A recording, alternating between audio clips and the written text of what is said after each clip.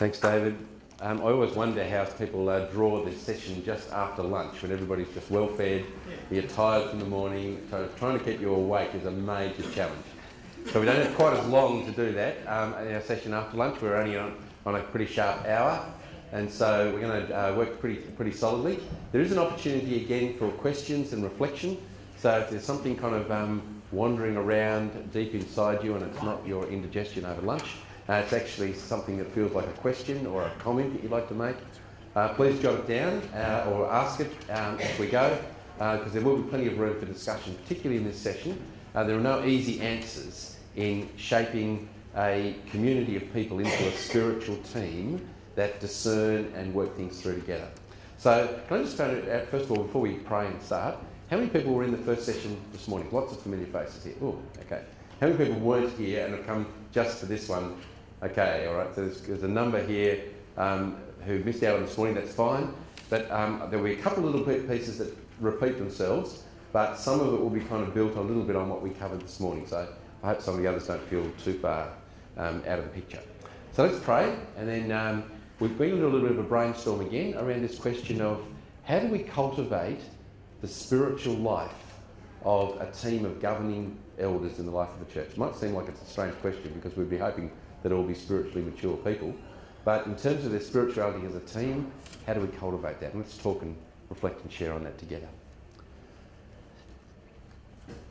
Loving Father, we just once again come before you. We acknowledge that as we meet together and as we talk and listen and discuss and reflect things together, that we're talking about your people.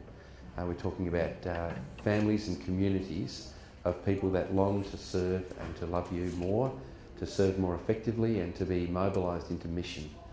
And we ask that as we think about the shaping of the leadership team, the governing council of churches, again, that you might just prompt us in our thinking and reflecting, that you might help us to be able to take away something that is useful and practical as we lead in this environment. And we ask that your church might grow and be more outward focused, more focused on your kingdom as a result. And so we pray for every church that's represented in this room, for every team of elders or governing council or a diaconate that's represented in this room, and we ask that as we engage in our discussion this afternoon, it might take place to the furtherance of your kingdom and the honour of your name. We ask this in Christ's name. Amen.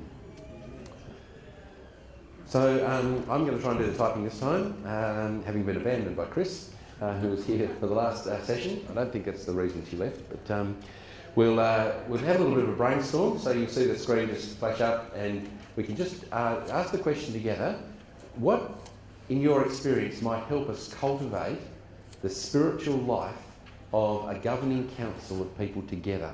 So I'm not talking here about their own personal walk with God. We're hoping that's pretty well in place. We're talking about how do they stop defaulting into a kind of corporate management group and actually take on board the responsibility of being the spiritual, discerning, guiding counsel for a group of God's people that collectively have responsibility before God for growing, for ministering, for discerning God's will together as a whole group of people. So let's reflect on that, have a quick think while I reload, and then we'll put your ideas up.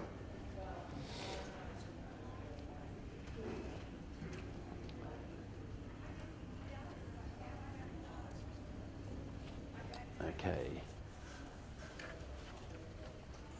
Here it is. So cultivating spirituality in a governing group. So what are some of your thoughts here? What have you seen work? What kind of things have you seen occur? What practices might be important? Okay, praying together. Be pretty obvious, but it's a good place to start.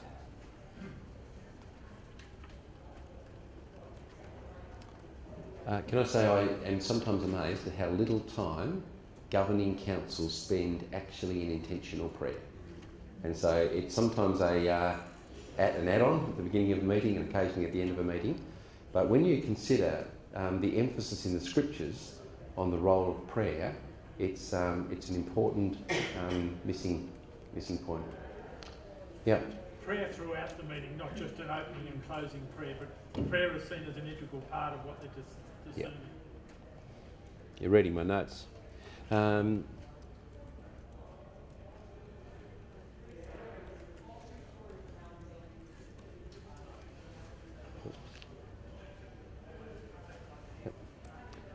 So prayer is an integrated practice throughout the meeting. Okay, great. Other reflections, comments? Yep.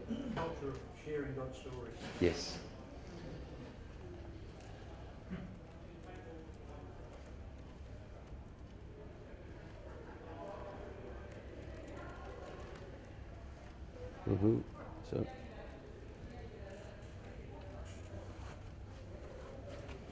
So culture of sharing, and particularly sharing the God moments or the God stories in the life of a community, which again affirms the fact that do I have the ability to, would you like to do that, Ryan? That's great. If you can find your way around that, that would be perfect.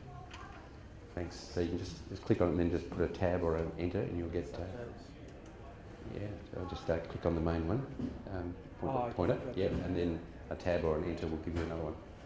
Okay, that means I can talk to the group. Other comments, reflections, spiritual practices that nurture spiritual health in this team. Yep. Okay, so meditating on scripture. Yep. Collective meditation on scripture and reflection. These are great. You're reading my notes. We'll anchor into each one of these in a bit more detail in a moment. Yep. Understanding that you're really the role model for the whole of the rest of the church.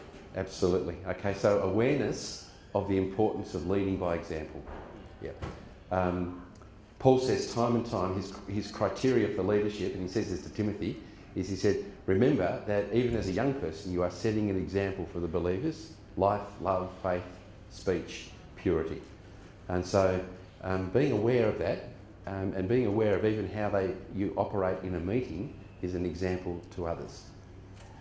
And can I say here, with due respect to my very good Baptist friends, sometimes Baptist meetings are not the best example to young believers in how to conduct themselves in public, if I can say that with due respect. And so I think maintaining appropriate gentleness but disciplined speech in public is important. It's an important attribute, and it needs to be modelled as a spiritual practice in meetings like this. So it's a great. But now there's a few more here, and we'll get round to this side in a moment. Have the team go on a day retreat. Yep. Or sometime when they can be apart, and have someone like you directing that day retreat. Okay, so it's a great a retreat day for the group, and have it facilitated. Yes, it can be good because sometimes then everybody on the team is in an equal place and they actually participate with each other rather than somebody having the responsibility of facilitating. Yeah, it can be a very useful exercise. I understand that. I'd say overnight if possible. Yes. Yep. Not just a day, an overnight. Yep.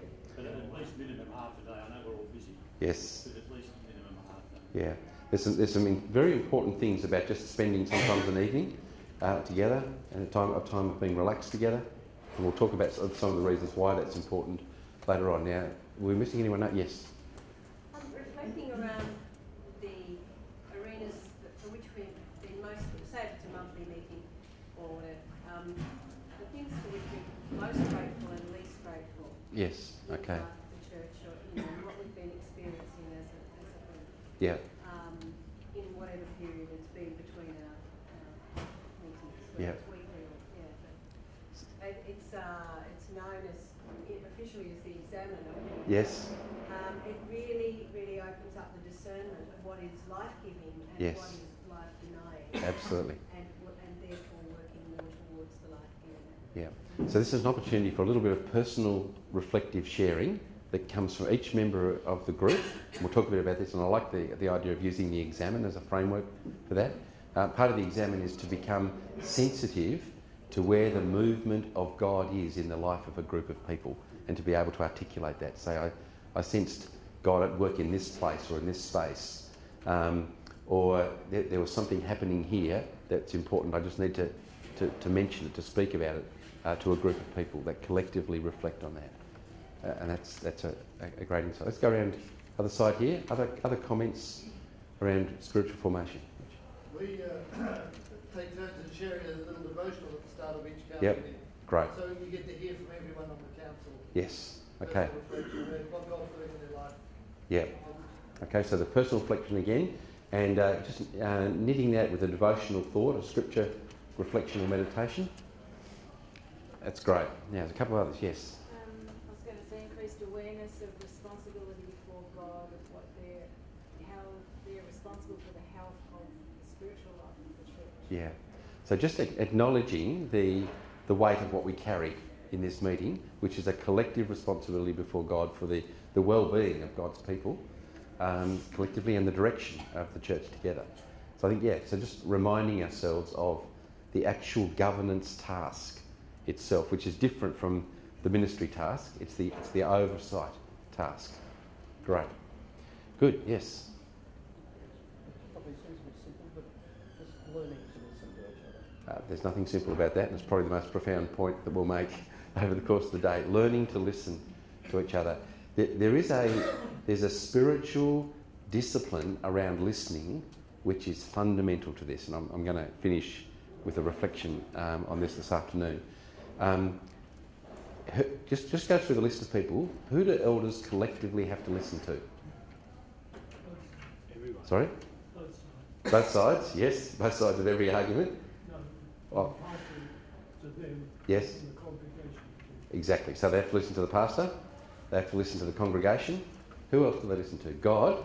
Absolutely listen to God collectively. And let's talk a little bit this afternoon about how does that actually happen? How do we do that?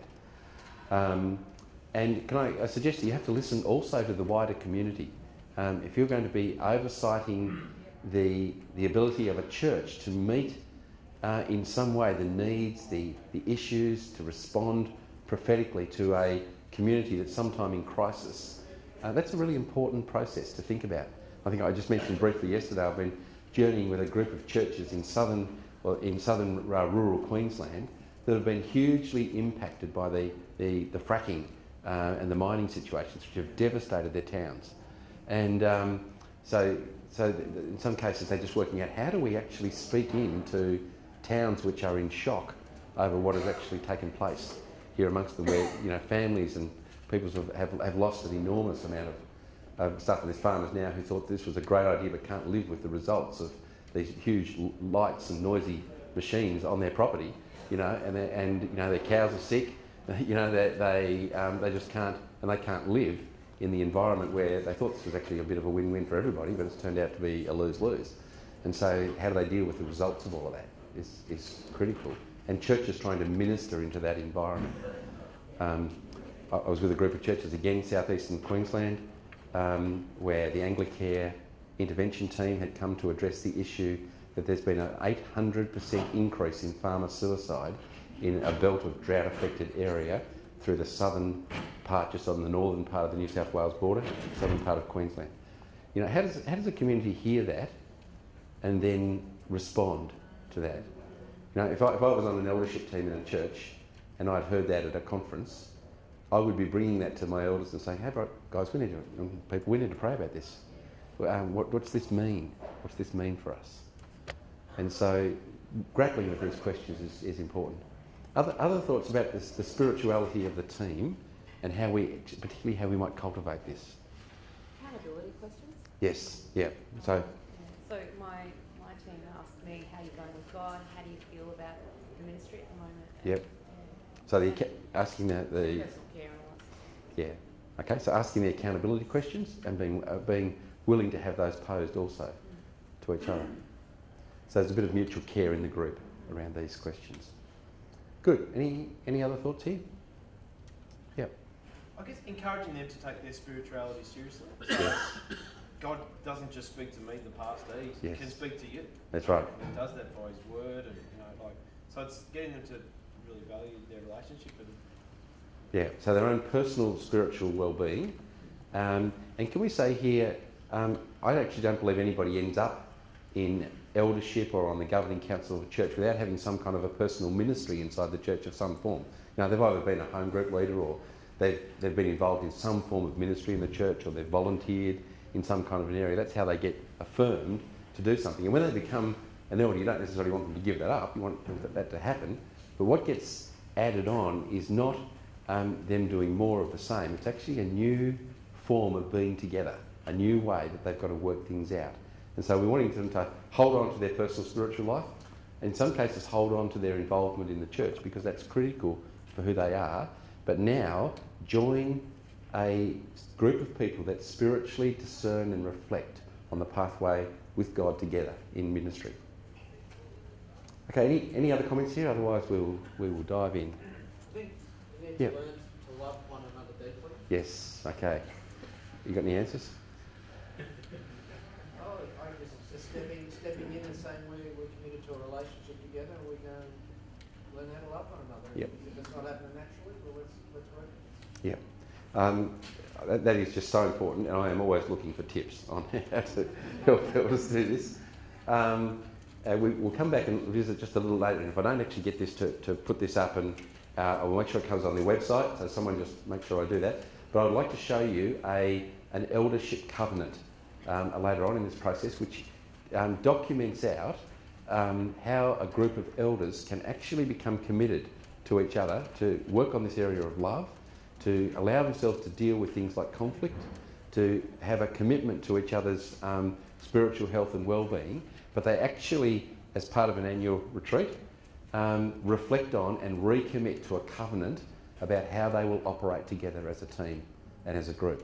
And that's been one of the most powerful things that I've seen in holding the spiritual life of a group together. So I've got a sample one that's been worked out by a group. We'll pop it up. Just quickly, Tim, who would drive that? Is that from an eldership? Is that the pastor encouraging that? Is it the chairman? Is it just someone on the eldership?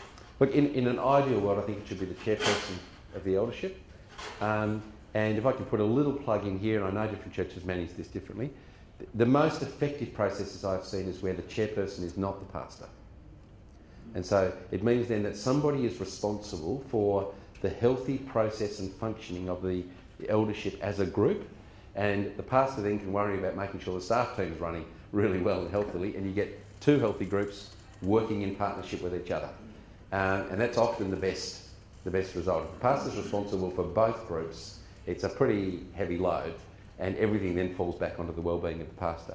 And somebody needs to be able to say, hey pastor, how are you? You know, what's happening for you? Who's caring for you in this? If it's a smaller church though, Yep. where you don't have staff, Yes. would you still say that? In a smaller church where you don't have staff, you're going to have a different working environment. It's going to be a combination of governance and operational questions. There'll be management stuff and things. They all get jumbled together. And you may have to lead that team. But it's for your own health to grow as many people in that team to as maximum level of spiritual independence and maturity as you possibly can. Because the more independent thinkers we've got, the better, not the less. And we know, wise leaders surround themselves with as many wise other people as possible who are not necessarily going to agree with them on everything. If you totally obliterate the opposition, you only end up allowing yourself into pretty deep water. Yep. On personal appraisal with each council member, one-on-one is a very healthy process. Yep.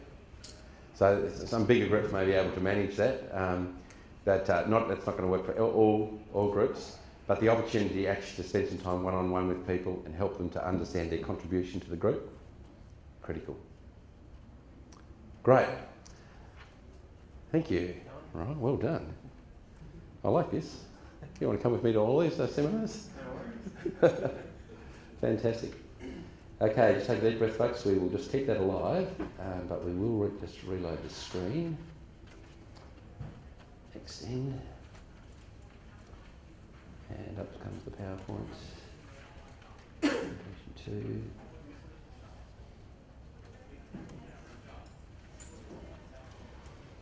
Okay.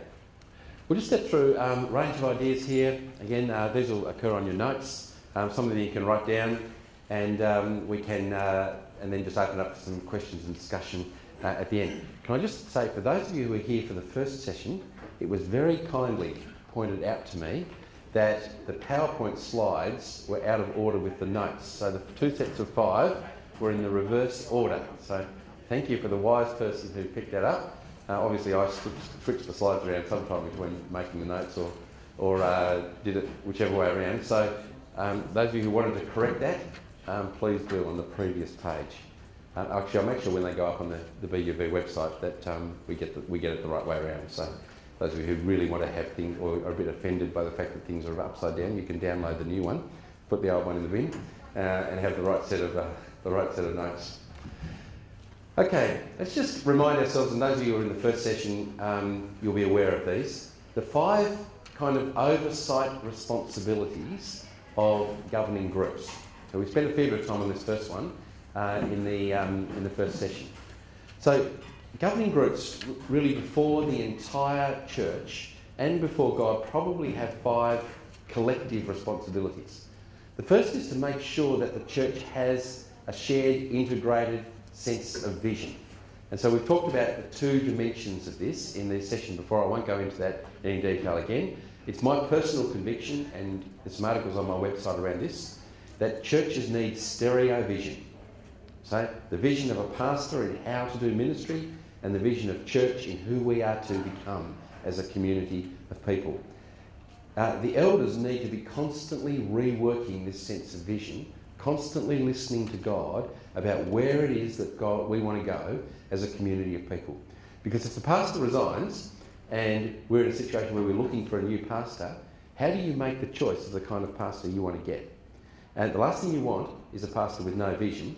But the moment you get a pastor with vision, you've got a vision yourselves about where you want to go, and you need a pastor who's going to somehow have a complementary vision about how this church could get there and how you could do this journey together. It also includes overseeing the appointment of pastoral staff and key leaders. Now, in larger corporate style churches, this is delegated out. So usually the governance team delegate to the senior pastor their responsibility for filling out their own pastoral team. In medium-sized churches, sometimes the governing team will want to be involved in the appointment of staff themselves. And so it's a matter for the governing team to work out the level of delegation and the level of authority they want to exercise in questions around the appointment of staff. Can I say this is a really important area to get right, and it's an important one to pray deeply about. The number of staff conflicts that I get involved in between difficulties between associate staff and senior staff, and I just had an absolute curly one this week, the people involved pleaded with me, please Tim, would you come and get involved in the church situation? I listened to the story and I said, my goodness, I don't think, I think sometimes you've just got to let the church sit with some of the decisions that they make around these situations. It was a very painful situation. So part of the oversight responsibilities is to work through how the various pastoral staff are appointed, and also at what level of involvement does the oversight team want to have around the appointment of key lay people into lay leadership positions in the church. Now, obviously, the ability of a senior pastor or a pastor to lead that process becomes really critically important. And we don't want to lose the authority of a pastor in that process, but working with the oversight council around those decisions is important, particularly if you're going to have the potential of a pastor leave and the church has still got in place the staff that have been put there. You need to be comfortable with who those staff are and how the situation is going to work, who those leaders are, and the role that they have in the life of a church. The governing group also is responsible for supporting the leaders and for reviewing and evaluating the leaders, to making sure that the processes of those things are in place. Again, larger corporate-sized churches, a lot of that is delegated out to a senior pastor, and in some cases it's delegated out to another member of the pastoral team to take action. But in most mid-range churches, the elders have a role of responsibility in ensuring that the church is well led. And this is the responsibility to make sure that leadership is happening in the life of the church. Second one is the responsibility for formation, teaching, growth in life and faith amongst the people of God.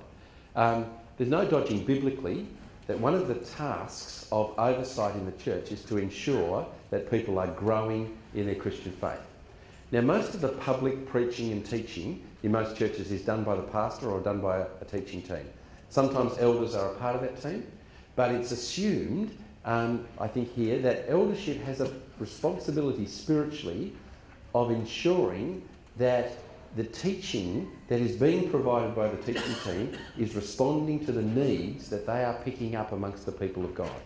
So I think healthy eldership teams actually have a conversation periodically with what are the spiritual formational needs in the life of this community. What are we hearing? What are we learning as we participate in home groups, as we're involved in the life of this community? What are we picking up about where this community is at before God that we need to be feeding in to the pastoral teaching team so that they're teaching on the basis of need? So I remember being in an eldership meeting once in our own church and us pondering the fact that we actually had some significant issues in marriages in the life of the church, and us reflecting and talking about it and realising, actually, how long has it been since we have addressed marriage significantly in the teaching in this church? And so we had to ditch part of our planned teaching program and actually respond pastorally to some teaching needs which were there, formational, for the people of God. Now, somebody needs to be taking responsibility of that alongside the pastors who will probably do the majority of teaching in this area, of hearing what is needing to be responded to. And those of you who were in that previous session, you remember the upside down teardrop model. The elders in the church are among the people, they're listening to this in a different way than the pastors are. Sometimes pastors can be a little bit so far in front of the church that they believe people are further down the track spiritually than they actually are. And particularly around issues of change and the management of change, and people responding to that. Most pastors that I know who have worked in change in the life of a church have read a book 2-3 years ago. Their mind moved into a new situation 18 months ago. They've been thinking about this for 12 months before they brought it up to anybody else. Down here 6 or 8 months ago, they brought the change up to a few other people. There was lots of prayer and lots of discussion, and 3 months ago, the church decided to move towards this change. There might have been a couple of months of consultation period, and last week, the pastor announced to the church an impending change that was going to happen. And to get from where they started on this, reading the book 2 years ago, to where they are now was a significant journey.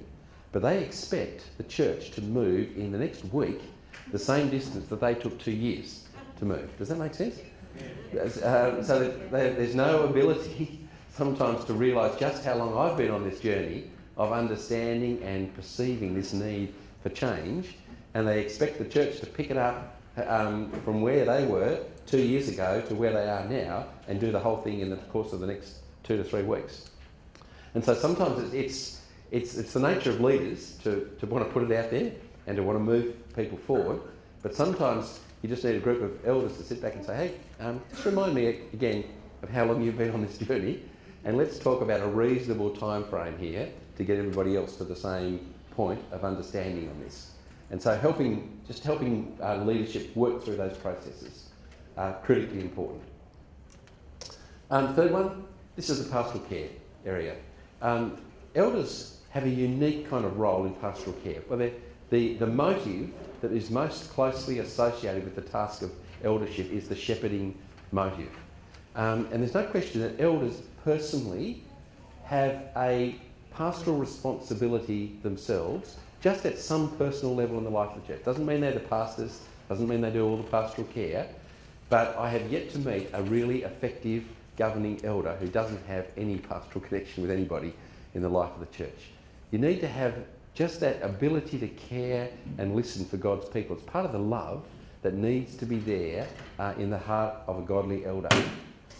That's at the personal level. At the governance level, there's collective oversight to ensure that God's people are looked after. Again, a lot of this happens at the pastoral care team level in the life of the church, but it's a willingness to make sure this is happening that is critical. And just recollecting here, governing elders will hear much that staff members do not hear in the life of the church, particularly around change. Sometimes when the staff team is ready to move, it's the elders that will pick up the reactive bits around the edge to bring the change into action. Fourth one here, and this is an important one, the governing elders provide spiritually for the sense of order within the church. So the scriptures say let everything be done decently and in order. How that actually happens is a governance responsibility. And so governing groups provide for healthy processes. They provide for making sure that the corporate, legal, affiliation, compliance issues are taken care of. They ensure good policies are in place. and they oversee processes of conflict resolution to make sure those areas occur. One of the godly pastors I meet with every couple of weeks, great guy, but he hates conflict. He just hates it. And I know, pastors who deal with it fairly well. It might carry an emotional load for them of a 5 or 6 out of 10 loading. This guy, when he meets a conflict, it's a 9 out of 10 loading. It does him in for a couple of weeks. And he's just had a really difficult one to deal with. He just said, I just wish I had a group of elders who would actually say, this is the conflict resolution process in our church. This is the way it needs to happen. And just ensure that we do things wisely and well, rather than having to reinvent the wheel every time it takes place. Let's just put in a godly process based on Matthew 18 or based on some understanding of biblical principles in conflict and put it into place. And can I suggest, eldership is responsible for the internal process health in the life of God's people. They need to make sure that this group of people have good processes, good policies. And really, if anybody is going to be responsible for the well-being of children in the life of a church, in the current situation that the Royal Commission is examining and reflecting, who should it be in the life of a church that would make sure that the children of the families of church members and the children of members of the community who associate with the church are safe and in a good place? It should be the elders in the life of church. And that's best done through having a really clear, careful policy, make sure that compliance is followed through. We should have addressed these things long ago. It shouldn't be up essentially to a pastor to do this. It should be up to a group of people who care for the order and the fabric of God's people. And so ensuring that these critical policies go into place, conflict resolution, communication, decision making and how decisions get made are questions of order in the life of God's people. And the last one is praying. And this is perhaps the most important. We're going to drill into this one in a little bit of detail in a few moments. As spiritual leaders, the governing group have an intercessory prayer responsibility for the church before God. If anybody should be praying for the church of God's people, it really should be the governing elders who know and love this group of people. So I have deep respect for governing groups that actually spend a considerable amount of time in prayer out of a belief that their prayer is fundamental to the growth and the health of God's people. That they encourage and cultivate prayer ministries within, excuse me, within the life of the church. I'll just go drink.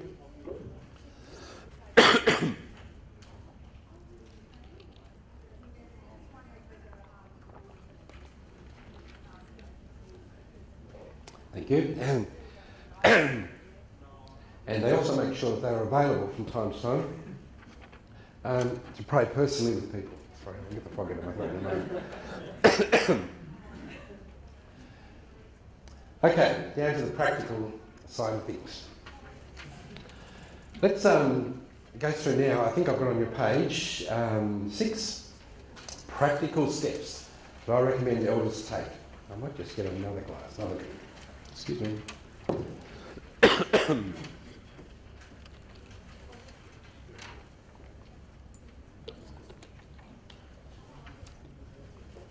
I love those people that are gracious enough to have water at the front. First of our little 6 disciplines, processes here to work on together. Take corporate reflection seriously at the beginning of a meeting. I've chaired probably now a couple of Christian organisation groups for one Christian organisation, a mission organisation, for 15 years. And one of the things that we consistently tried to practice together was to stop together as a community of people and reflect together on the scriptures at the beginning of our meeting, to remind ourselves that, to pray and reflect, to remind ourselves that our work that we are about to take is not primarily corporate, it's actually spiritual in shape. And I think to stop and recognise the guidance of God at the beginning of a meeting is a critical process. So taking some time to pray is incredibly important. To taking some time to listen to God together and reflect that the Church of Jesus Christ is under the direction of the Holy Spirit. I've got a little quote by, in fact I'll give you the quote by A.W. Tozer now, rather than at the end. A.W. Tozer used to have this fantastic quote. He used to say, "The Church of Jesus Christ is that strange group of people that owns him as Lord, except when there's a decision to be made, and then they forget to ask him about it." Does that make sense?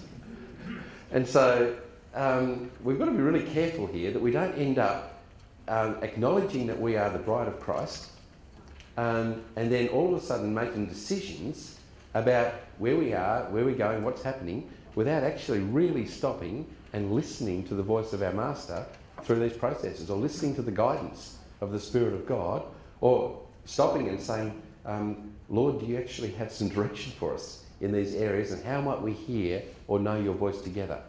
And I think it takes the community a little bit of time and practice to learn to do this wisely and well. One of the great privileges of my life is to be part of a church in London where this was practiced deeply and carefully as a spiritual discipline in the leadership of the church, including placing nearly all decisions before God for his guidance. And sometimes they asked really difficult questions of people around issues that were occurring in their own lives. I distinctly remember not long after my wife and I joined the church, and we were a part of it, we were trying to understand how it worked. Two of the elders said, "We're praying about heading off on a break overseas to do some mission work and some other things." That had a long history of doing this in the life of the church. And they just said, "We're bringing our decision about when we should go to the rest of the eldership of the church for some discernment and reflection. We think it might be good to go at this time. We're just wondering what the rest of the church feels about this, in balance with the needs of the church, the needs of this mission situation overseas, and how it would go." And my wife and I thought, wow, this is really different. We would just make the decision and go. You know, why would you do this?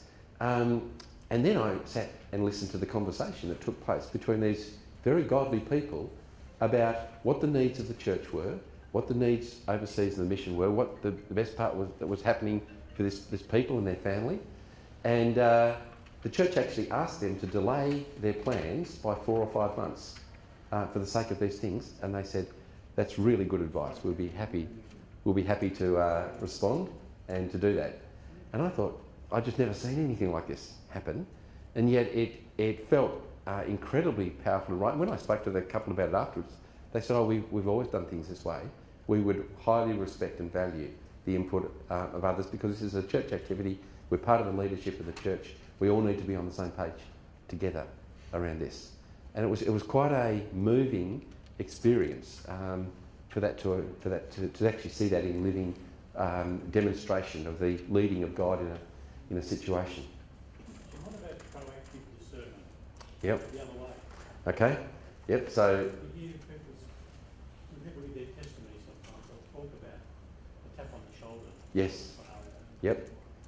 That's the role of a group of elders. I think a group of elders can take the initiative in circumstances when they sense that God is leading them in a certain way.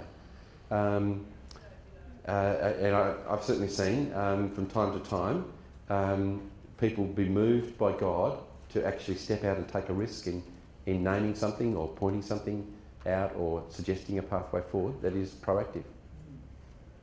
Yep. Tim, I was asked to speak to the opening of Parliament with all the parliamentarians. Yes. I made the comment that what they do know the scriptures because they decide what they're going to do, and then they find a scripture that backs them up. Yes. And the more I thought about it afterwards, I thought we often do that as Christians. Yes. Yeah. Exactly. Yeah. Make our decision first, and then go looking for the support. Yeah. Yeah. Which is contrary exactly to what you were talking about. Exactly.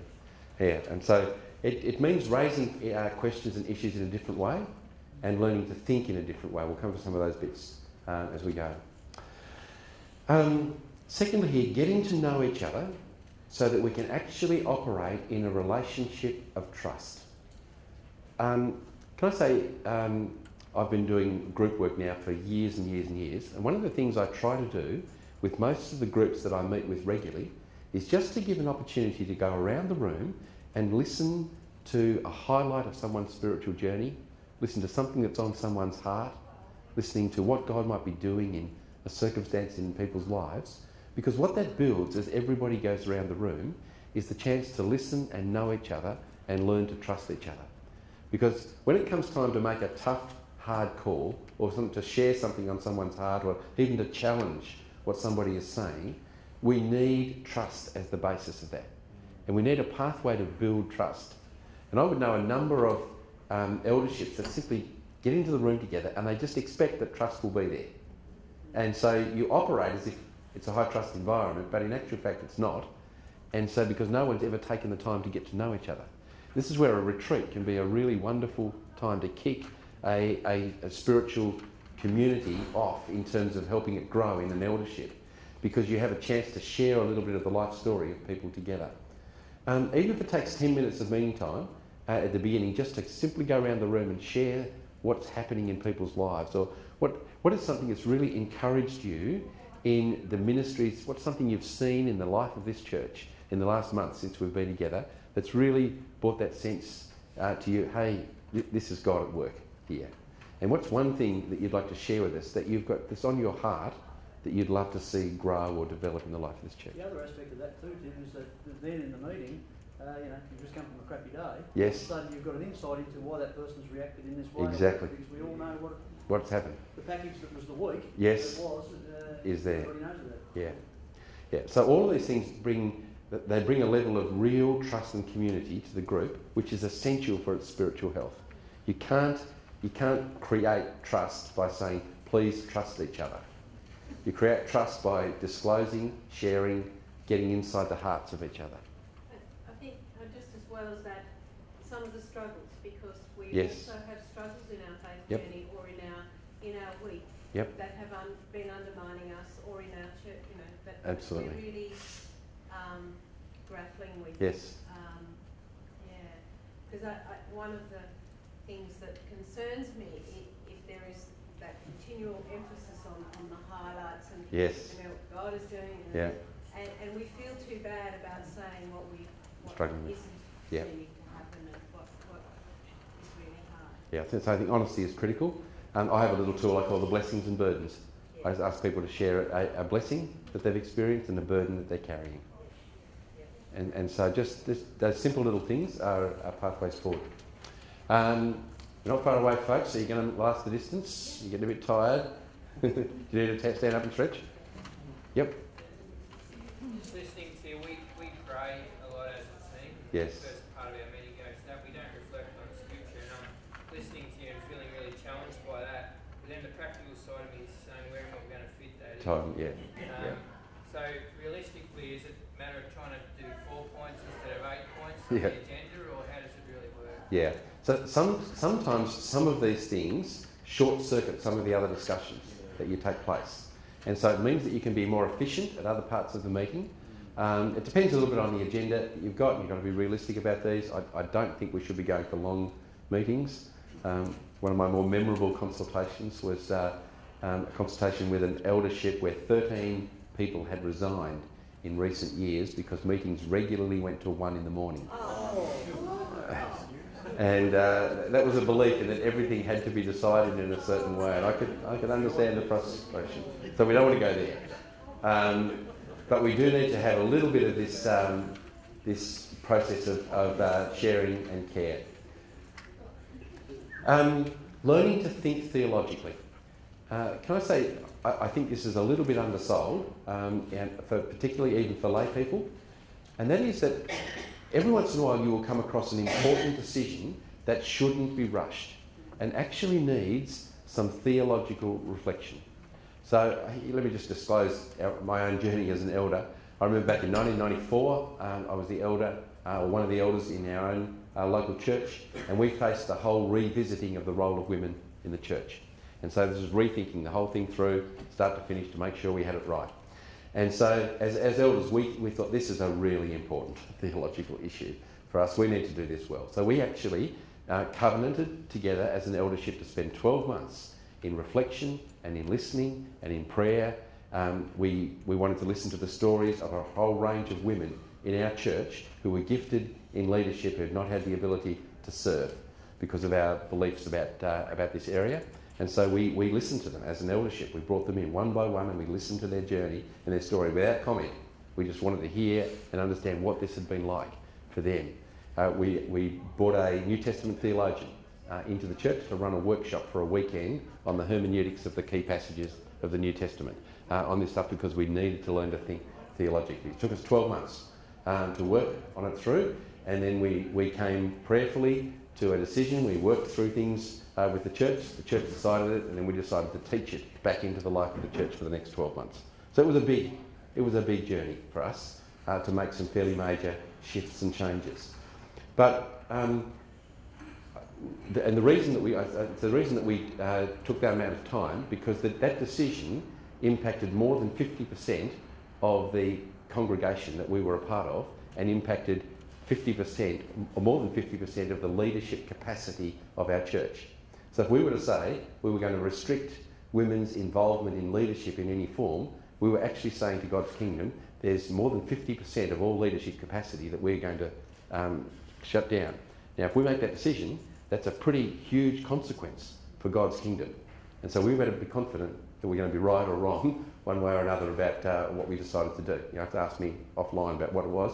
But can I say the importance of doing it correctly and thoughtfully for us was really critical, because we had to do some theological reflection around that process. And so for us it was a lot of what we call weeding and seeding. Weeding out some wrong theology and seeding in what we believed was some right pathways that we needed to take as a church. There are certain decisions that elders do need to think carefully and theologically about, but these aren't simply a matter of taking a vote. They're not simply a matter of saying, well, let's just have a quick discussion around the table, we'll make a decision on this. Because of the import of how they impact the lives of other people, and their importance theologically before God to get some of these decisions right, becomes a critical question. Remember the big picture governance issues. We talked a little bit about this before. Some issues are not really issues that the eldership needs to discuss. Some of these things you say, hey, we should let the youth group committee sort that out. They know our vision, they know our values, they know where we're trying to go. Why don't we give them this decision and let them do it? We don't have to run everything in the church, we don't have to manage everything in the church, but there are some big governance level decisions that do need to be kept in mind. And these are the directional decisions, the decisions around identity and around vision. So being able to answer the questions, who are we as God's people? What mission has God placed us before us in this community? And to whom are we specifically called to share the love, the grace and the gospel of Christ? And so it's reflecting on and answering those questions which is important. I have to smile about this because some years ago we were involved in reaching out to in our little town to a whole alternative lifestyle group of people that had moved into our community. And over the course of some years we saw some 20 of them come to Christ, which changed the whole impact of the way in which our church lived and worked and operated. But one of the other denominational churches in the town said, oh, well, this church is meeting those. We will aim to reach the wealthier people in the community. That'll be God's call on us. And so, unfortunately, there were not enough wealthy people around to make it viable for them as a church to have that as a target group. But that was where they felt called to have their answer to that question. So church elders are responsible for thinking this governance question through. Just spend a moment on this one, then we're going to wind up in just a few minutes, give you a chance for a few questions and conclude. Do some work on teamwork. This is where the covenant issue comes in, importantly, and I will finish by putting a copy of the teamwork covenant up. Learn how to argue for a point of view carefully, spiritually, humbly, before God, but also how to listen to other people's ideas, experiences and reflections. And the balance, getting this balance right between open, honest sharing and willingness to listen in an atmosphere of dialogue makes a huge difference. Some elderships are too frightened to disagree with each other because it's going to lead to disunity and disharmony and disagreement. We somehow have to get beyond that. If we're going to do our solid work, we need to learn how to actually put different sides of the situation up and reflect on it. And so over the years of chairing governing groups, one of the things I've strongly encouraged is disagreement. And so I've said, we need to learn how to disagree with each other in a respectful, God-honouring way. And every time we have anything that actually smells like it might be a good discussion, let's have it on. because we might actually all learn something really useful if we can learn how to listen to each other through here, and we don't have to doggedly stick to our own viewpoints. We can actually learn how to respect one another, but grapple with a question deeply and carefully.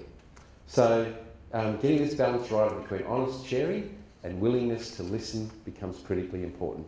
Can I say most elderships benefit from a little bit of training in conflict resolution? So somebody like a Peacewise group to come and do some training in communication skills, how to share and listen to each other clearly, and some really good training in areas of how to actually make decisions when you've got varying viewpoints in things. So what's involved in what we call consensus decision making, which is not just simply voting and saying, it's actually asking people for what shift in this decision would it require for you to give you a consent for it to go forward without having to agree with it. And so we actually, the same church that I was involved in taught me a lot about consensus decision making, giving consent for things. And so wherever they had 2 or 3 people who on the eldership disagreed, they took that very seriously. They listened to them with humility. They tried to understand their viewpoint. But if it came to the crunch, they asked those people to willingly give their consent for the church to move on this issue, even though it was acknowledged that they personally disagreed with it. And so they would then say, yes, under the grace of God, we give our consent to this happening, even though we know that you've taken the time to listen to our viewpoint, and we acknowledge that the church is not moving in the direction that we want, but we give our consent on the basis of submission to the will of others here, that the church moves on this issue, which meant the church could move without blockage and without disunity. And it's just an important principle in how to decide things. We'll keep on going. This is where I was going to put the A.W. Tozer quote in.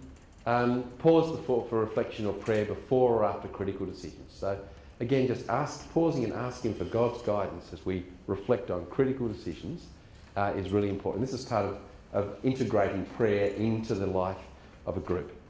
I've got a little acronym that I use for governing councils, LOVE. And I'll finish with this and just let you reflect.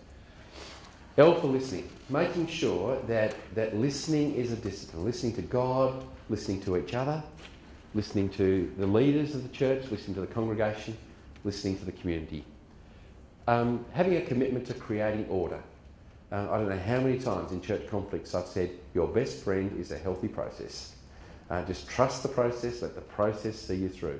So elders who put in place healthy review processes, healthy processes in the life of a church, do a great service to God's people through creating a framework that just brings health to a group. And this is a commitment for things to be done well and in order.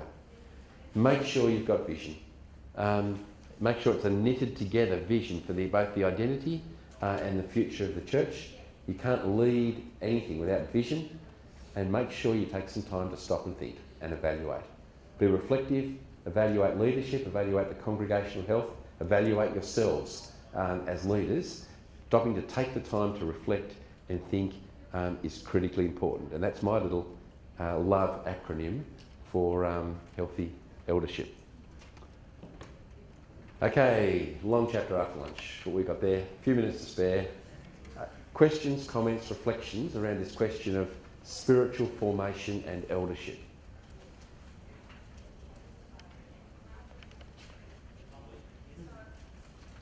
Any observations you'd like to make, or any comment or question? Yes? In our real situation, we found a difficulty to practice other things before, build up the trust relationship. Yes. Even we want to lead, meditation and sort of things. But if we don't trust, we will be criticized, say you just try to manipulate, yes, or decision-making process. Yes. So we try to find, the practical way to build up the trust. Yeah. I think it's the hardest part. I think it's a really good point. Excuse me. Because without trust, every other action is misinterpreted. And so that's a good insight. Trust is critically important. Excuse me. And the only way I know to build trust is on the relational level. Other comments? Yes. Observed that as I was listening, that it's a very intentional process. It's not something that just Yes. Yep. I think that's true. And somebody asked me before, who takes responsibility for that intentionality? I would suggest that where possible, a godly chairperson of the eldership needs to take responsibility for the well-being and the health of the group. And so it's the task of the chairperson of elders to take responsibility for the functioning and the health and the process of the eldership as a group. It's the responsibility of the pastor to run the church. And so, and that's why the pastor often can't do both. We need two healthy groups working in the life of a church. And so I think sometimes the role responsibilities of chairperson of elders actually needs to take a pastoral guidance and fostering and spiritual growth commitment to the rest of the eldership team. It's very hard to do it when you're one of the team. You need to have some responsibility to cultivate this in the life of the group.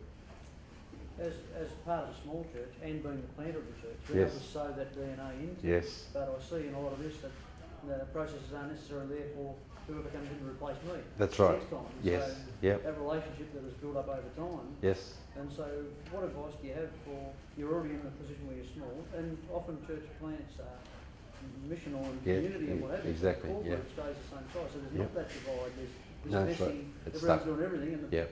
pastor still is the chairman. And all Yeah, of that those sort of things, yeah. sorts of- So sometimes you can actually say to people, we all need to take our hats off of doing mission and outward focus at the moment. Let's all put our governance hats on as if we are reflecting at the governance level on this church. So this current meeting we're going to have will be in governance mode. So let's actually all stick our governance hats on, and let's pray together about this church. Let's think together theologically about the future. Let's do this as if we. And the next time we meet, we might all have our workers' hats on, and we're out, working on something here together. But it's one way to actually have a couple of different types of meetings with the same group of people, but everybody acknowledging we have a slightly different role to play here. And so we often we call that the hats. Sometimes we've got our volunteer hats on, sometimes we've got our governance hats on, sometimes we've got our workers' hats on. Each one of those would be very good for that sort of thing. Yes. Each one of those, but one period and you do that the same people. Yes, you could. Yes, correct. Talking about sabbaticals for leaders and Yep. elders, can you unpack that a little bit more? Yes, yeah, good call. There's no question that there's a biblical kind of framework that God doesn't expect us to be working at the same pace all the time. That there's the need for regular breaks over that time, and it seems to be that built into the fabric of God's creation is about a 6-to-1 period. So my personal preference here, I strongly encourage churches to sign up elders for a 3-year period with a 6-month break that's compulsory, and then they're eligible to re-stand again or be re-nominated again to serve again. If number one, they feel called and willing to do it. Number two, they maintain the affirmation of the other elders. They maintain the affirmation or vote of the congregation, however that's shaped up, and they serve again for another period. But I think it's actually really important for people to stand aside periodically from eldership just to get the feel of what it's like to be part of this congregation, to take the responsibility off their shoulders for a short period of time. And I think that's, short period, 6 months, and then back in for another 6. They don't get any communication, they don't attend meetings during that time. That's right. Yep. Yep. You take a break. In fact, I encourage them to take that opportunity for some growth, for a little bit of learning. Go and visit another couple of churches. Do something to understand the town, the city that we're in. Particularly if it's likely that they'll come back and serve again. That this is a really important break, because you don't want them to burn out, become disillusioned. You want them to engage again and have another great 3 years. And I think having a regular rhythm of those sorts of things is a really valuable process. The Presbyterian system, which is eldership for life, is incredibly problematic. And so you would recognise that there are, we have people in certainly churches I know that are recognised as being a kind of elder that we might call upon to bring back in for a difficult decision or discussion, because we respect their godliness and their wisdom, the time they served on eldership. But they no longer need to attend all meetings or be involved in all of the governance questions of the church. But when it comes to a couple of spiritual discernment questions, boy, we'd value their input. And they've been called in for some special help over grappling with an issue, just because of their godliness. And so people's wisdom, godliness, understanding doesn't get lost. We need to be able to use that, but we don't want to carry the expectation that people will do this role forever. Great job, folks. We're just about there. Yes?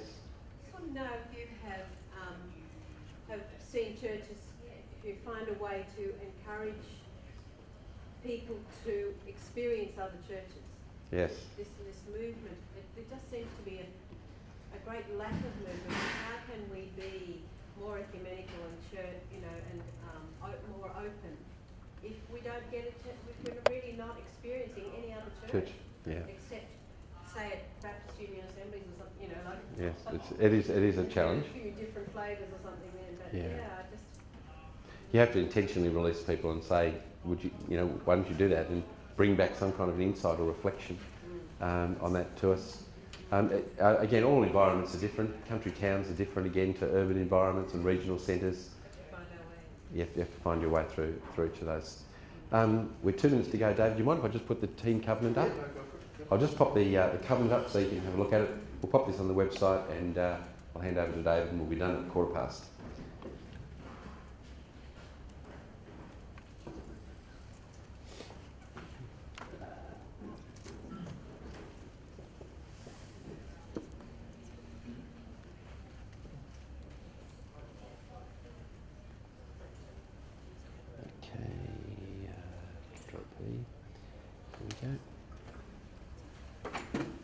Okay, this is just a typical easy example, an eldership team covenant.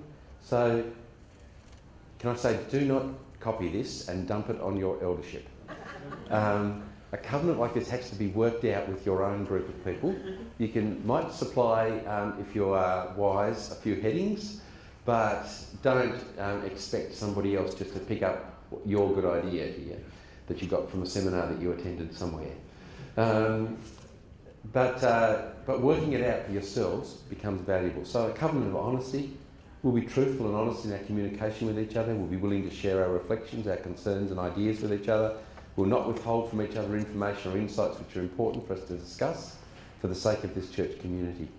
We'll be loyal in our support to each other. We will not avoid disagreement.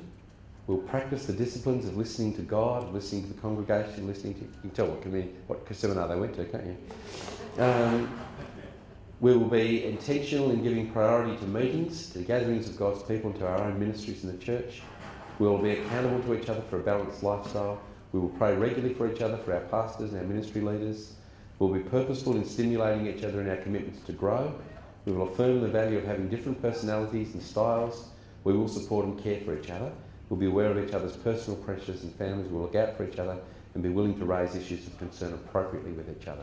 It's a covenant of how we will work together as a group of people, which I think underpins a little bit of the issues of trust in here. And it's ideally worked out on an annual retreat as a time when you pray and work out how we're going to do our eldership of this church collectively together. And I think we're right on 1:15, David. Thank you, Tim. Thank you for sharing your wisdom with us. And Tim's presentation will be available on the BUV website, and also the video of this session and the previous one will also be on there in a couple of weeks' time. I'm just going to do a bit of editing and finessing of those videos to get that into good shape to go on there, but keep a watch for those going up. And I imagine we'll probably promote that through the weekly BUV bulletin to let you know when that stuff's available. It might be a great resource to actually use with your own team of leaders and sit down at some point and say, let's watch an hour on this, instead of you kind of having to repackage it and remind them of stuff. You can just let them watch what you've just been experiencing as well. That could be really helpful for discussion. I'm going to do two more things. First of all, we're going to say thank you to Tim, so please share your address.